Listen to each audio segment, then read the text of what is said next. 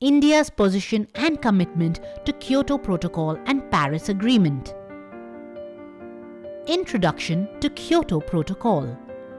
The Kyoto Protocol was the first of its kind to have legally binding targets for the developed nations, referred to as Annex I countries, to cut down on their GHG emissions.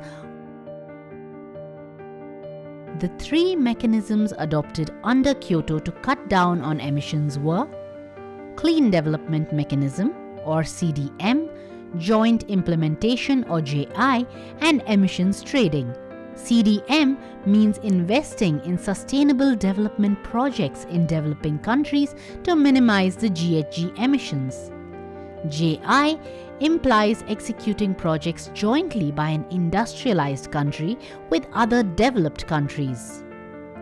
Emissions trading is a market mechanism where the countries have spare emission units. They can sell these units to the countries that have surpassed their target of GHG emissions.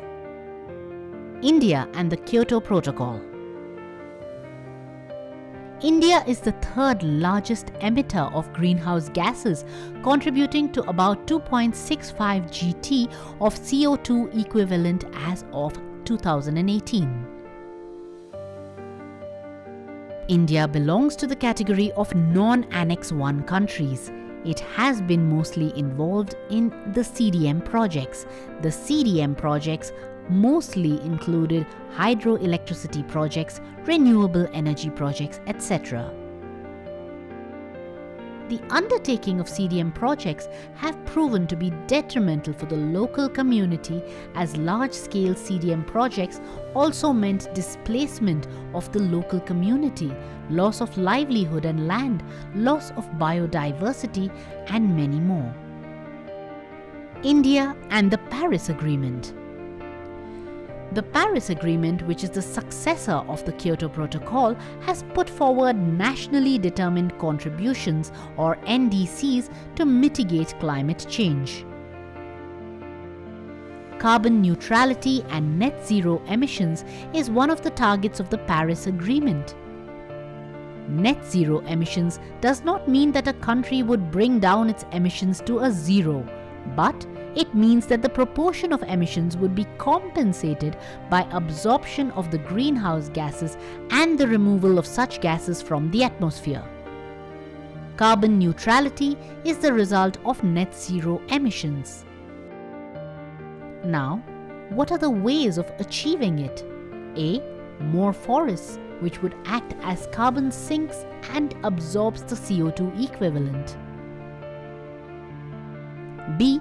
Carbon capture and storage would facilitate the removal of such gases from the atmosphere. India's view of the Paris Agreement.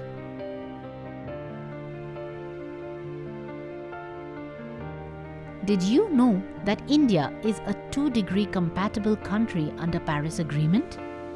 This means that a major economy like India has managed to be compatible with the NDC's target of 2 degrees.